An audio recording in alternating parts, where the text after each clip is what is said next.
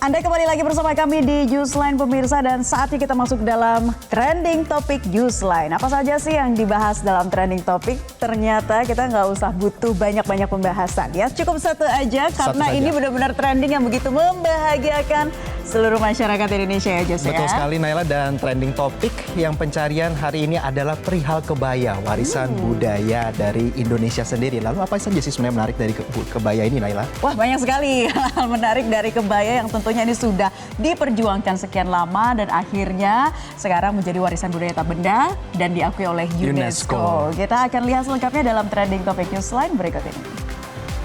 Objections. It is therefore adopted.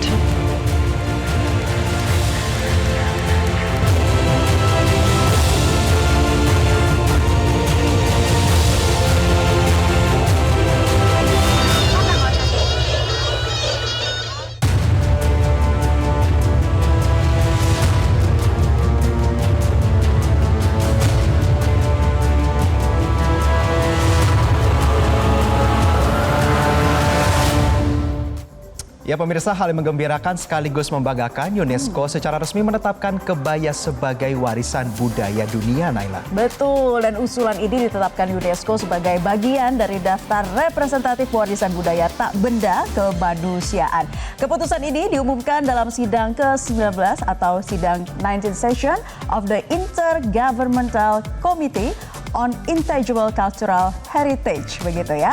Dan juga pada tanggal 4 Desember 2024 tetapnya pencatatan ini disaksikan oleh perwakilan dari sedikitnya 130 negara pihak dan juga organisasi non-pemerintah terakreditasi pada konvensi 2003 untuk perlindungan warisan budaya tak benda. Luar biasa, berarti tidak hanya UNESCO tetapi negara tetangga dan juga organisasi di bidang kebudayaan turut mengakui keberadaan daripada kebaya ini. Dan menariknya Naila, tidak hanya kebaya tetapi juga ada Reog Ponorogo yang juga resmi ditetapkan sebagai warisan budaya tak benda dunia oleh UNESCO dalam kategori In Need of Urgent Safeguarding yang berlangsung pada 3 Desember 2024. Dan Reog Ponorogo merupakan seni pertunjukan yang berasal dari Kabupaten Ponorogo, Jawa Timur, mencerminkan harmoni antara tari, musik, dan mitologi.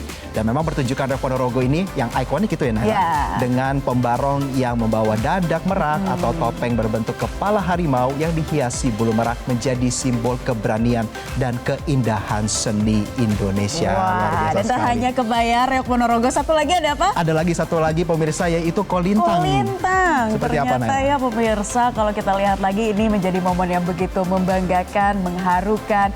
Nah, kalau kolintang ini adalah alat musik tradisional khas Minahasa, Sulawesi Utara. Kolintang juga secara resmi diakui sebagai bagian dari Representative List of the Intangible Cultural Heritage of Humanity oleh UNESCO. Dan hal ini diumumkan pada 5 Desember 2024. Pengakuan kolintang mencakup 5 domain penting warisan budaya tak benda, yaitu ada tradisi lisan, seni pertunjukan, praktik sosial dan ritual, dan juga pengetahuan ekologis serta kerajinan tradisional. Luar biasa sekali, 3 warisan budaya nasional sekarang sudah menjadi levelnya global begitu di pengetahuannya Naila. Iya, dan akhirnya ya Jose ya, nampaknya begitu lega. Tentunya ini tidak lepas dari sosok-sosok yang memperjuangkan untuk bisa menjadi diakui dunia dari 3 elemen budaya tersebut. Nah, bagaimana sih perjuangan hingga akhirnya budaya Indonesia diakui dunia? Nah, untuk lebih lengkapnya, Naila dan juga pemirsa, untuk membahasnya sudah bergabung bersama kami Wakil Delegasi Tetap Indonesia untuk UNESCO, Prof. Ismunandar, dan Direktur Sarina Institute, Eva Sunandri. Eva Sundari, langsung saja kita sapa ya Jose ya. Selamat siang Prof. Ismunandar, Bu Eva. Wah, ini terpancar ya aura-aura kebahagiaan dari kita semua untuk seluruh masyarakat Indonesia juga tentunya atas pengakuan 3 elemen budaya. Ada reog, kolintang, kebaya diakui sebagai warisan budaya oleh UNESCO. Nah, tentunya ini tidak terlepas dari perjuangan yang begitu panjang bisa dikatakan. Saya ingin tahu dulu prosesnya seperti apa. Kepada Prof. Ismunandar, silakan Prof penjelasannya. Ya, terima kasih Mbak.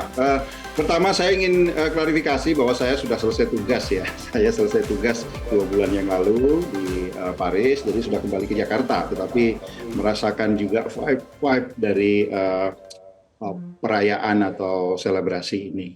Ya, pertama prosesnya tentu sebetulnya perjuangannya itu paling besar tentu di dalam negeri ya, di dalam negeri pengusulan, pembuatan nominasi, form nominasi atau dosier istilahnya ya. Kemudian, nah ini yang penting juga ini dinominasikan bersama 4 negara ASEAN yang lain, sehingga harus koordinasi juga dengan 4 negara ASEAN yang lain.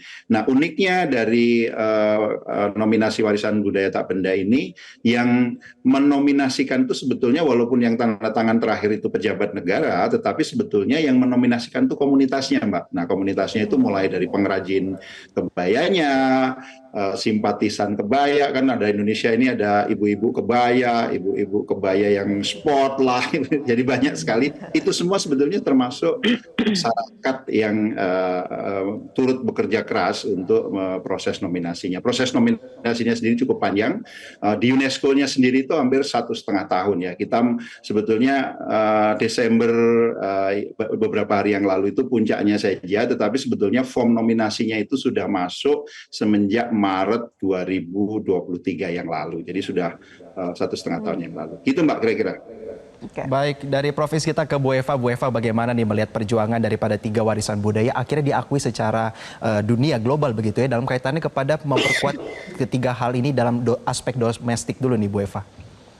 Ya, saya atau Rampak Sarinah itu menjadi salah satu dari endorser atau 12 komunitas yang menginginkan agar ini mendapat pengakuan dari UNESCO. Kita mulai tahun 2016 ya, khusus untuk Rampak Sarinah ya waktu itu, dan kemudian gayung bersambut dengan 11 komunitas yang lain, dan terutama teman-teman yang ada di Perempuan Berkebaya Indonesia yang melakukan gerakan masif ya. Kalau di Rampak Sarinah sendiri kan ada di 4 provinsi dan di 10 kabupaten ya. Waktu itu kita sudah menggaungkan untuk memohon 2 hal sebetulnya. Yang pertama agar ada Hari Nasional Berkebaya, Hari Berkebaya Nasional, dan alhamdulillah sudah diloloskan juga ya zamannya Pak Jokowi 2022 kemarin ya.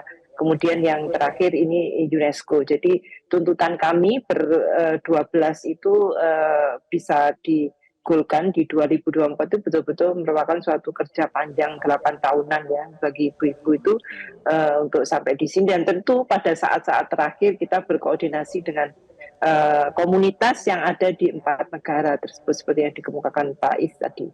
Dan saya pikir ini suatu kebanggaan bagi kami, saya terutama ya, waktu di SMP, SMA itu kapan hari Kartini, bahkan pernah saya jadi komandan upacara itu pakai kebaya gitu waktu SMP. Jadi itu tidak terlepas dari memori berkembang kami dan sampai sekarang. Jadi kalau kemudian menjadi milik regional dan bahkan milik dunia, maka kita bangga ya, bagaimanapun kita sudah menghayati, menginternalisasi, kemudian juga memakainya hampir setiap hari, dan sekarang menjadi warisan dunia. Jadi kami bangga menyumbang kebaya untuk milik dunia ya, bersama-sama. Bersama dengan teman-teman komunitas lainnya ya Bu Eva yang tergabung juga dalam Timnas Kebaya, ada Bangga Berkebaya yang ternyata mereka begitu bangga ya menggaungkan kebaya sebagai pakaian sehari-hari. Kita kembali lagi ke Prof. Ismunandar. Prof,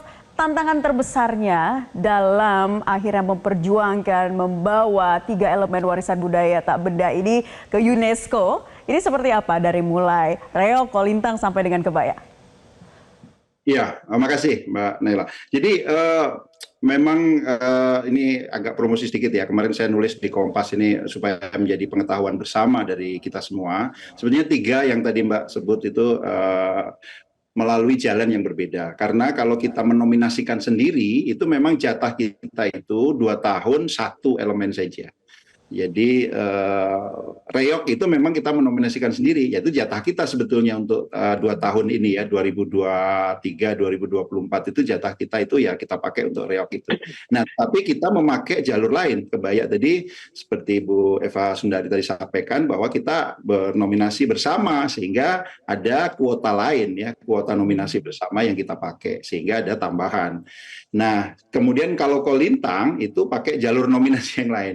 Jalur nominasi yang dipakai untuk Kolintang itu adalah ekstensi namanya. Jadi sebetulnya ada elemen budaya yang sudah terdaftar di UNESCO yang didaftarkan oleh negara Afrika Barat, negara Mali, Pantai dan Burkina Faso, namanya balafon. Terus komunitas kita bersama-sama kita di delegasi pada waktu kami di UNESCO dulu itu mengidentifikasi mirip sekali budayanya, tidak hanya alat instrumen balafon dan kolintang yang mirip, tetapi juga aspek-aspek budayanya, aspek filosofi di baliknya dan sebagainya. Sehingga pada waktu itu kita propose ke 3 negara Afrika tersebut untuk bagaimana kalau kita extend istilahnya ya, kita perluas bahwa balafon itu juga ada budaya yang mirip di Indonesia, namanya aja beda, kolintang. Sehingga pada waktu itu mereka setuju sehingga kita pakai. Nah, jadi sebetulnya perjuangannya itu kita berhasil ya memang rekor ya tahun ini 3 itu biasanya ada tahun-tahun tertentu di dulu itu 2 dalam 1 tahun, tetapi sebetulnya 3 sekaligus dalam 1 tahun itu baru kali ini itu. Terima kasih Mbak. Ya. Jadi itu kira-kira jalannya waktu itu. Terima kasih. Ya, lalu kita ke Bu Eva, Bu, bagaimana berbicara sedikit mengenai dampak daripada pengakuan UNESCO terhadap 3 warisan budaya ini, bagaimana Indonesia bisa mengkapitalisasinya baik dalam kaitannya kepada ekonomi ataupun nanti kecintaan budaya bagi masyarakat dalam negeri, Bu Eva? Ya, kami mengharapkan bahwa apa yang disebut dengan perekonomian kebaya ya, karena bagaimanapun ada forward linkage, backward linkage yang terkait dengan berbagai, terutama industri kan sudah jadi industri ya, Mas. Ini akan menggerakkan juga ketika orang berbangga dengan hasil karya kita sendiri.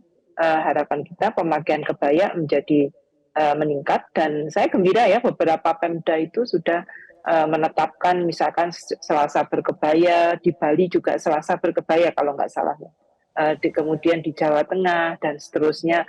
Jadi sudah masuk ke ASN, bahkan di Solo sudah menjadi seragam sekolah anak-anak mulai SD sampai SMA, bukan hanya ASN saja. Ini bagaimanapun kalau bangsa yang kuat ketika akarnya kuat ya, ketika bangga dengan hasil kesendiri, ada kepribadian sendiri, jangan lupa kebaya itu ada filosofinya juga ya, dan ketika orang menginternalisasi filosofi dan ID bangsa ini ya, itu menguat, maka ya tentu memperkuat juga kedaulatan kita ya, kedaulatan dan terutama di bidang kebudayaan. Dan ini bagaimanapun karakter building akan tidak menjadi persoalan ketika kita happy, ketika yakin dengan bangga dengan nilai-nilai yang kita punyai, yang salah satunya terwujudkan dalam fashion kebaya ini. Dan ledakannya luar biasa karena ternyata kemudian selama upaya kita meminta pengakuan UNESCO itu komunitas-komunitas baru bermunculan, termasuk dari komunitas fashion ya, di mana kombinasinya luar biasa,